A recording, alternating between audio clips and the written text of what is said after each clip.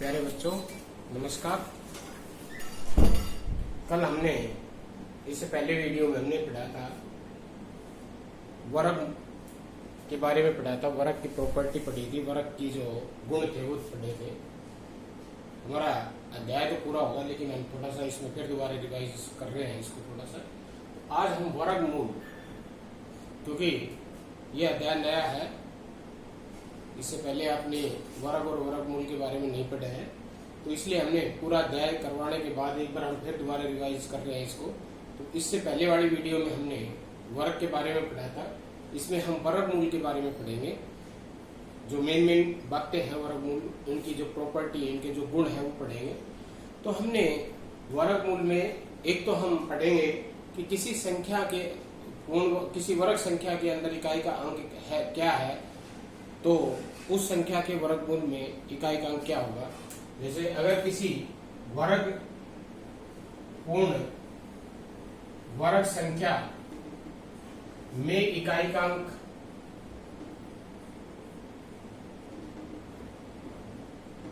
और वर्गमूल में इकाई का अंक,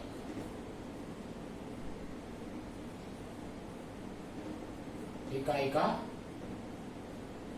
अंक, तो हमने जब वर्ग में पढ़ा था तो हमने पढ़ा था कि जिस संख्या में इकाई का अंक 1 है तो उसके वर्ग में इकाई का अंक 1 होगा। संख्या में इकाई का अंक 1 तो वर्ग में भी इकाई का अंक 1। संख्या में इकाई का अंक 2, वर्ग में इकाई का अंक 4। संख्या में इकाई का अंक 3, वर्ग में इकाई का अंक 9। 4 का 6 और 5 का 5, 6 का 6, 7 में 9, 8 में 4 और 9 में 1 और 0 में 0।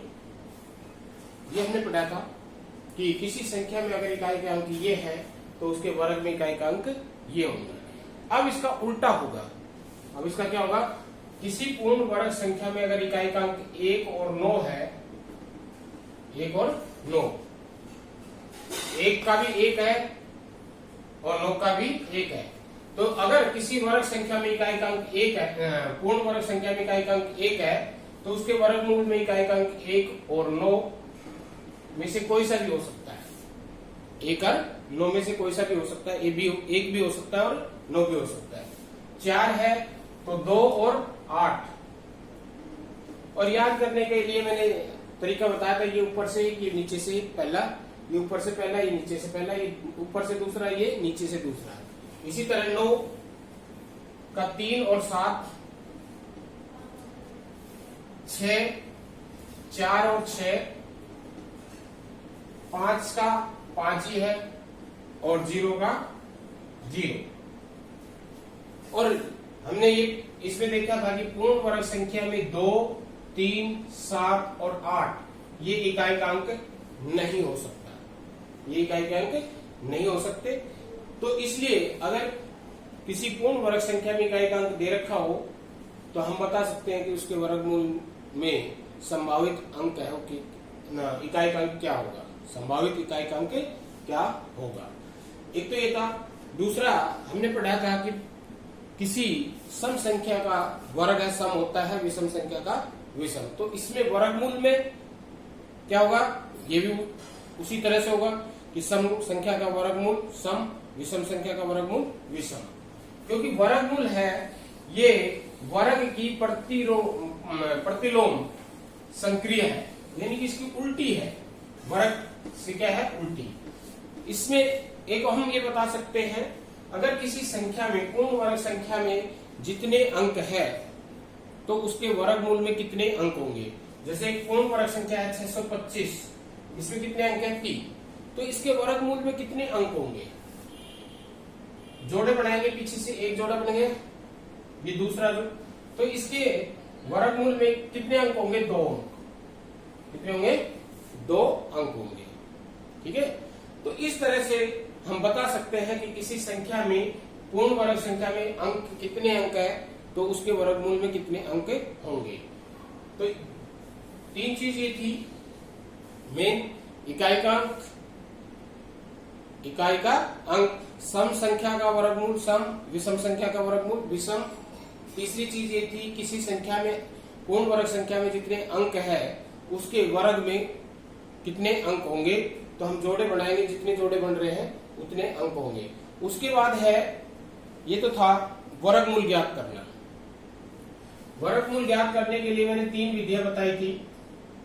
एक विधि थी अभाज्य संख्या, विषम संख्या, विषम संख्या घटाकर और वर्गमूल ज्ञात करना। दूसरा था, दूसरी विधि थी गुणनखंड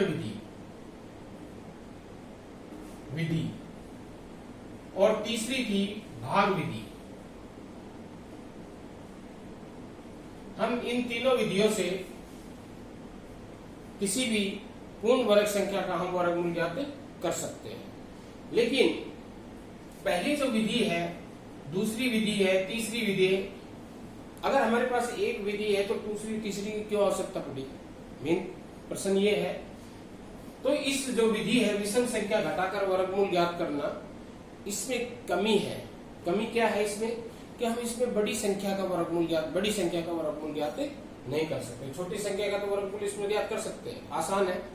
लेकिन बड़ी संख्या हो हमारे पास, तो हम उससे इस विधि से उसका वर्गमूल ज्ञात कर तो सकते हैं, लेकिन बहुत समय लगेगा और गलती होने के चांस ज्यादा होंगे। दूसरा, इसी प्रकार गुणनखंड विधि इस विधि से अच्छी है, इस विधि से ये अच्छी विधि है। इससे बड़ी संख्या का भी हम गुणनखंड ज्ञात कर सकते हैं ना, वर्गमूल ज्ञात कर सकते हैं।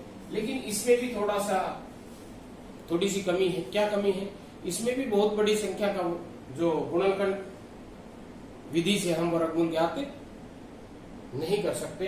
कई बार ऐसा होता है कि जब हम अभाज्य संख्या निकालते हैं तो बहुत बड़ी अभाज्य संख्या आ जाती है लास्ट में, और उससे फिर ये अंदाजा लगाना कि ये इसका गुणनखंड है या अभाज्य गुणनखंड है या नहीं, तो वहां गलती होने के चांस हो जाते हैं। सबसे बढ़िया है भाग विधि। इससे हम कितनी ही बड़ी संख्या का वर्गमूल ज्ञात कर सकते हैं। तो सबसे पहले हम विषम संख्या घटाकर वर्गमूल ज्ञात करने वाली विधि का प्रयोग करते हैं।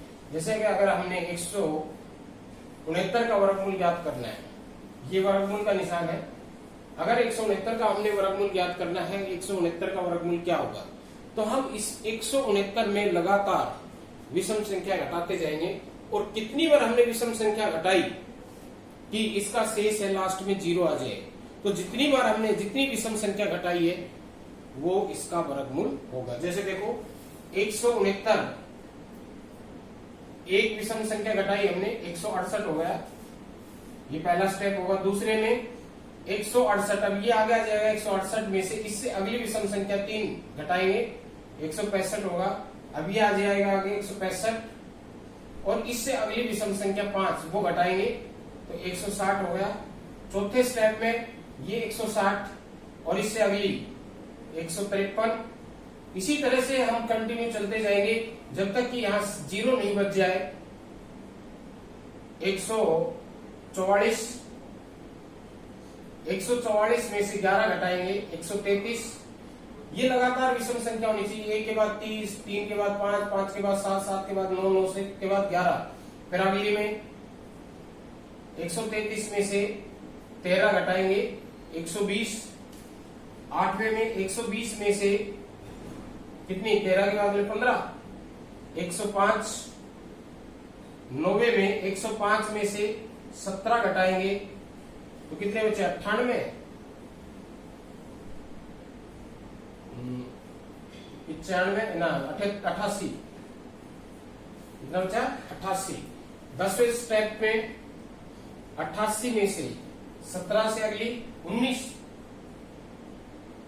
9, 7 में से गई 6, 11वें पे 69 में से 21, कितने बचे, 58 ना सॉरी 48, कितना बचा, 48। और 12वें नंबर पे 48 में से 23 घटाया तो कितना बचा, 25। और 13वें स्टेप में 25 में से 25 घटाया, कितना बचा, 0। तो 0 बच गया। हमने कितनी विषम संख्या घटाई, 1, 2, 3, 4, 5, 6, 7, 8, 9, 10, 11, 12, 13। तो इसका अर्थ है 169 का जो वर्गमूल है वो कितना होगा, 13। तो ये है विधि बार बार विषम संख्या घटाकर वर्गमूल ज्ञात करना, बार बार विषम संख्या घटा करके वर्गमूल ज्ञात करना। अब इसमें देखो एक छोटी संख्या थी 169, फिर भी हमने 13 स्टेप तक जाना पड़ा। और अगर मान लो 5-6 अंकों की और होती तो पूरा ब्लैक बोर्ड भर जाता, लेकिन इसका आंसर नहीं निकलता, बहुत लंबा हो जाता, बहुत टाइम लगता, और गलती होने के जितना ज्यादा टाइम लगेगा उतनी गलती होने के चांस ज्यादा होंगे। तो ये थी बार बार विषम संख्या घटाकर वर्गमूल ज्ञात करने की विधि। दूसरा है, इसमें हमें बस सिर्फ ये है स्टेप वाइज चलना है और विषम संख्या घटाते जाना है। ये जो अंतर आएगा ये आगे आता जाएगा, सब में अंतर आगे आता जाएगा और लगातार विषम संख्या घटाते चले जाएंगे। दूसरी विधि है गुणनखंड विधि। दूसरी क्या है? गुणनखंड विधि। जैसे हम लेते हैं संख्या 625, इसके अगर हम गुणनखंड करके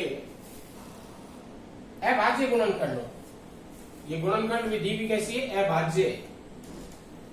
ये जो संख्या जिससे हम भाग करेंगे, जो इसके गुणनखंड आएंगे वो सारे अभाज्य होने चाहिए। तो अभाज्य संख्या हमने पता होना चाहिए कि अभाज्य संख्या क्या है। जिस संख्या के केवल 2 गुणनखंड हो वो अभाज्य संख्या होती है।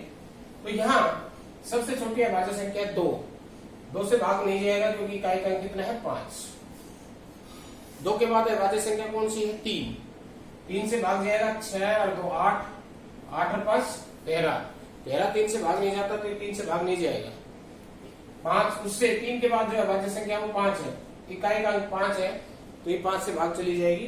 5 से भाग करेंगे इसको हम, 5 एकम 5, 1 बच गया, 12 हो गए, 5 दूनी 10, 1 बचा, 15 5 दिया ना, 5 एकम 5, 12 हो गए, 5 दूनी 10, 2 बच गया, 5 5 25। फिर इकाई का अंक 5 आ रहा है तो फिर 5 पे चले जाएगा, 5 दूनी 10, 2 बचा, 5 5 25। फिर 5 इकाई का अंक आ रहा है तो 5 पे चले जाएगा, 5 5 25। तो इस तरह से ये आ गया, इसके गुणनखंड हो गए सारे 5, ये भी 5, ये 5, ये सारे क्या है? अभाज्य संख्या है। तो 625 बराबर होगा 5 गुना 5 गुना 5 गुना 5। अब हमें इसका वर्गमूल निकालना है। तो वर्गमूल का ये वर्गमूल का निशान मैंने बताया, 625 बराबर होगा। अब हम 2 2 के जोड़े बनाएंगे, एक जैसे अंक होने चाहिए 2, एक जोड़ा 2 जोड़ा। और पूर्ण वर्ग संख्या अगर होगी तो जोड़े कंप्लीट पूरे होंगे, ठीक है ना? पूरे जोड़े बनेंगे अगर पूर्ण वर्ग संख्या हुई तो। अगर पूर्ण वर्ग संख्या नहीं हुई तो जोड़े पूरे नहीं होंगे। तो यहाँ जोड़े पूरे हो रहे हैं तो इसका मतलब 625 पूर्ण वर्ग संख्या है। अब इस जोड़े में से एक 5 आ जाएगा, इस जोड़े में से एक 5 आ जाएगा। जोड़े बना करके जोड़े में से हमने एक अंक लेना है। तो वर्गमूल 625 बराबर होगा 5 5 25। तो 625 का वर्गमूल है कितना होगा? 25। 625 का वर्गमूल है कितना होगा? 25। ये थी गुणनखंड विधि। दूसरा है भाग विधि। अगर हम भाग विधि से गुणनखंड ना होके ना वर्गमूल निकाले तो कैसे निकालेंगे?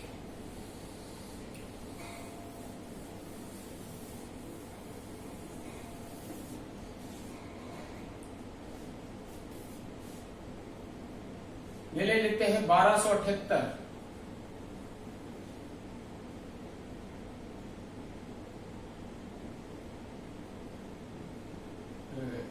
625 ले लीजिए, छुट्टी ले लीजिए। तो इसके गुण, ये भाग विधि है, इसमें हम जोड़े बनाएंगे। पहले ये पहला जोड़ा, ये दूसरा, पीछे से बनाएंगे, आगे से नहीं बनाएंगे, पीछे से बनाएंगे।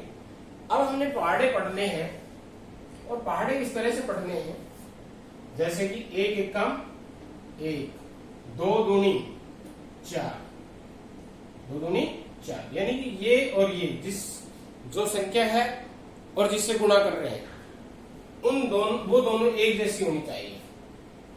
2 दूनी 4, 3 तिया 9, 9 ज्यादा गए 6 से, तो इससे पहले वाला स्टेप आ गया ये, तो 2 पे गया, 6 में से 4 गया, कितना बचा? 2।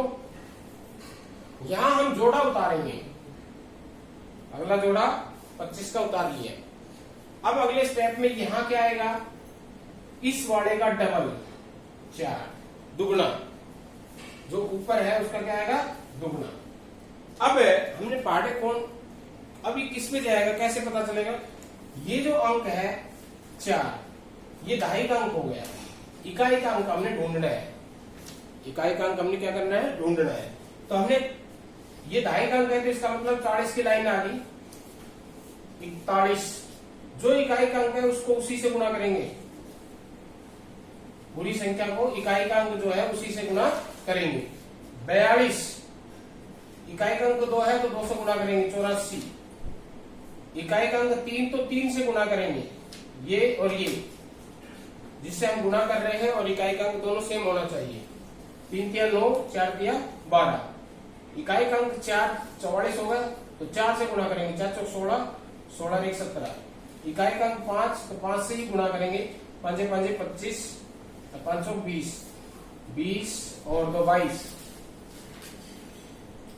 जब ये इसके बराबर या इससे ज्यादा चला जाए, इसके बराबर या इससे ज्यादा चला जाए हम रुक जाएंगे। तो यहाँ इसके बराबर आ गया कितने पे 5 पे, 5 यहाँ लिखेंगे 5 यहाँ लिखेंगे, इन दोनों का गुणनफल कितना है 225, इसके नीचे लिख देंगे 0, कितना है 0। तो इसका अर्थ है 625 का वर्गमूल है वो कितना होगा 25, 625 का वर्गमूल है वो कितना होगा 25। ठीक है, इस तरह से ये भाग विधि है, और ये भाग विधि चाहे कितनी बड़ी संख्या हो आगे बढ़ते चले जाएंगे, स्टेप आगे बढ़ता चला जाएगा, हर स्टेप में इसका डबल होता चला जाएगा। जैसे अगला अगर एक स्टेप और आगे होता, एक जोड़ा और होता है यहाँ पे, तो ये जोड़ा उतर जाता आगे, तो ये क्या आ जाता, इसका डबल हो जाता 50, दहाई का अंक 0, सैकड़े का अंक 5, इकाई का अंक आना है, तो ये 501 यानी कि 501 502 503 इस तरह से 500 वाली लाइन में जाता है, 500 वाली लाइन का हमने पाठा पढ़ना पड़ता। इस तरह से ये हर स्टेप में ये डबल होता चला जाएगा, और इकाई का अंक आता हमने ढूंढना है, इकाई का अंक क्या होगा, और उसी से गुणा करके इसके नीचे लिखना है। तो ये स्टेप बाय स्टेप चलता जाएगा चाहे कितनी बड़ी संख्या हो। तो ये है भाग विधि, ये आसान है अगर एक बार समझ में आ गई तो, और इससे हम कितनी बड़ी संख्या का वर्गमूल ज्ञात कर सकते हैं। दूसरा, जो दशमलव वाली संख्या है उनका गुणनखंड अभाज्य गुणनखंड वाले विधि से या बार बार विषम संख्या घटाकर वर्गमूल ज्ञात करना, वो इन दोनों विधियों से नहीं हो सकता है, वो सिर्फ भाग विधि से हो सकता है, दशमलव वाली संख्या का वर्गमूल ज्ञात करना। ठीक है ना, तो ये है 3 विधि थी दशमलव उसकी गुणनखंड वर्गमूल ज्ञात करने की। अब उसके बाद है, अगर कोई पूर्ण वर्ग संख्या नहीं है तो उसको किस संख्या से गुणा करे, भाग करे, जोड़े, घटाए कि वो पूर्ण वर्ग संख्या बन जाए, पूर्ण वर्ग संख्या बन जाए। अगर हमने गुणा और भाग करना है, उस संख्या ढूंढने के लिए गुणा या भाग करना है, तो हमने गुणनखंड विधि का प्रयोग करना होगा, और जमा और घटा करना है तो हमें भाग विधि का प्रयोग करना होगा। ये बड़ी ध्यान रखने वाली बात है, क्योंकि अक्सर जब हम गुणा भाग करवाते हैं तो जमा ये गुणन भाग विधि का प्रयोग कर लेते हैं, और जब जमा और घटा करवाना होता है तो गुणनखंड विधि का प्रयोग कर लेते हैं। जब गुणा और भाग, क्योंकि यहाँ गुणनखंड होते हैं तो गुणा के रूप में लिखे जाते हैं, तो गुणा और भाग विधि में हमने अभाज्य गुणनखंड विधि प्रयोग करनी है, जमा और घटा में भाग विधि का प्रयोग करना है। अब जैसे क्वेश्चन लेते हैं 1225,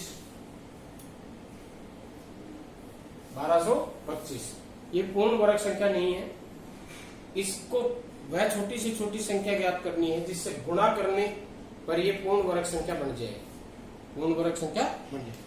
तो इसके हम गुणा करने पर कहा है, तो इसके हम गुणनखंड करेंगे, 2 से नहीं जाएगा, 3 से देखेंगे जाएगा कि नहीं जाएगा, 5 और 2 7 और 2 9 और 1 10, 3 से नहीं जाता, 5 से तो जाया जा रहा है क्योंकि इकाई का अंक 5 है, 5 दूनी 10, 5 चौक 20, 5 5 25, फिर 5 पे जा रहा है, 5 चौक 20 और 5 9 45, फिर 7 पे जा 7 7 49, फिर पूर्ण वर्ग संख्या है, क्या है ये?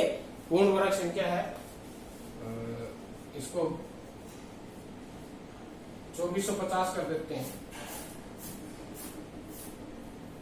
ये तो पूर्ण वर्ग संख्या आ गई थी। 2450 है, इसको 2 से भाग चला जाएगा। 2 एकम 2, 2 दूनी 4, 2 पंजे 10, 2 दूनी 4 और 2 पंजे 10। फिर 5 में गया, 5 दूनी 10, 5 चौक 20, 5 पंजे 25। फिर 5 में गया, 5 चौक 20 और 5 नम 45। फिर 7 पे गया, 5 में 749। तो 2450 के जो गुणनखंड है वो क्या हुए? 2 गुणा 5 गुणा 5 गुणा 7 गुणा 7। ये जोड़ा बन गया, ये जोड़ा बन गया, ये अधूरा रह गया, ये अधूरा रह गया। हमने वह छोटी से छोटी संख्या ज्ञात करनी है जिससे गुणा करने पर ये पूर्ण वर्ग संख्या बन जाए। हमें पता है पूर्ण वर्ग संख्या बनने के लिए जोड़ा पूरा होना चाहिए, तो इस जोड़े को पूरा करना है, क्योंकि ये दोनों जोड़े तो पूरे हैं। ये दोनों जोड़े तो क्या है? पूरे हैं। हमने इस जोड़े को पूरा करना है। जोड़े को पूरा करने के लिए किससे गुणा करें? 2 से। कितने से गुणा करें? 2 से। तो वह छोटी से छोटी संख्या 2 है जिससे गुणा करने पर ये पूर्ण वर्ग संख्या बन जाएगी। और अगर भाग करना हो तो ये दोनों तो जोड़े पूरे हैं, फिर भी हमें यही हटाना पड़ेगा क्योंकि ये जोड़ा पूरा नहीं है। भाग करते समय जो जोड़ा अधूरा है उसको खत्म करना होता है। गुणा करने में जो जोड़ा अधूरा है उसी से गुणा करके उस जोड़े को पूरा करना है।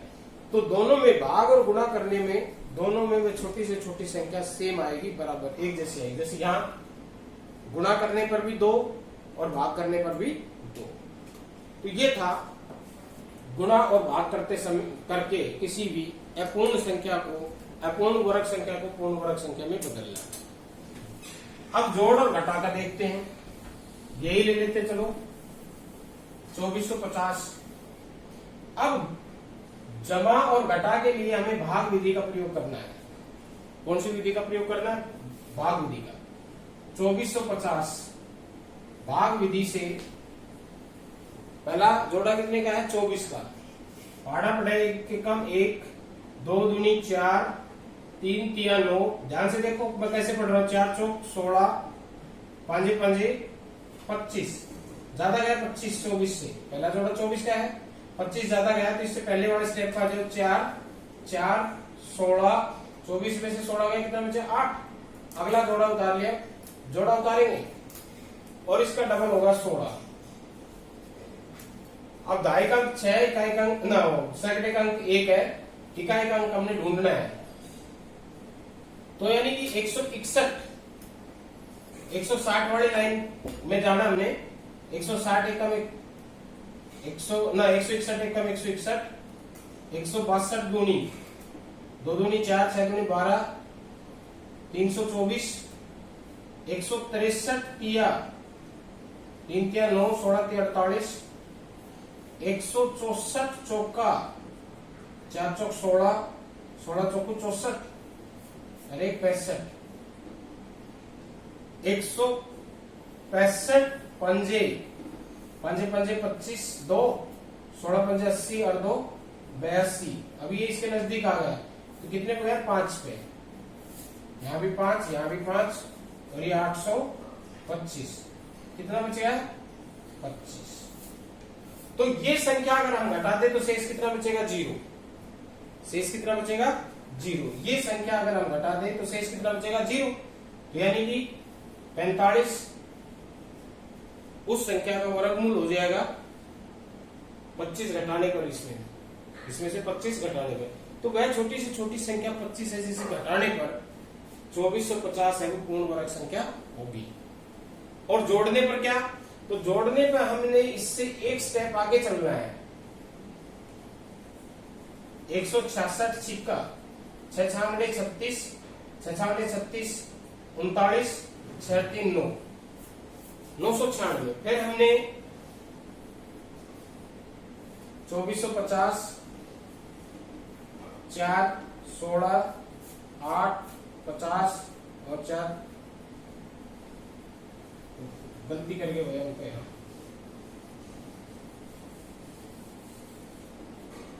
4 का डबल 8 आना चाहिए। 4 का डबल कितना होना चाहिए 8। इसका डबल करना है तो 4 का डबल कितना होना चाहिए 8। ठीक है, तो 8 80 की लाइन में पढ़ना है हमने।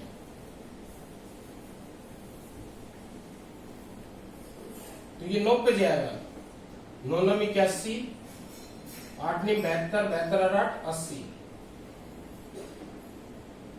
801, 49।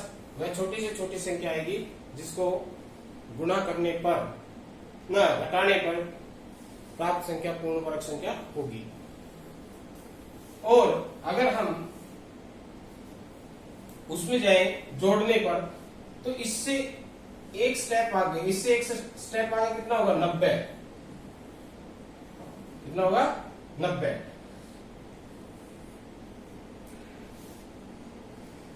और 90 को 90 से 0 पे जाएगा, ये हो जाएगा 49 तो था ही पहले, और उसमें एक जोड़ दे तो 50 हो गया, तो ये होगा 900, और ये माइनस के 50 हो जाएंगे। यानी कि इसमें अगर हम 50 जोड़ दे तो ये पूर्ण वर्ग संख्या बन जाएगी।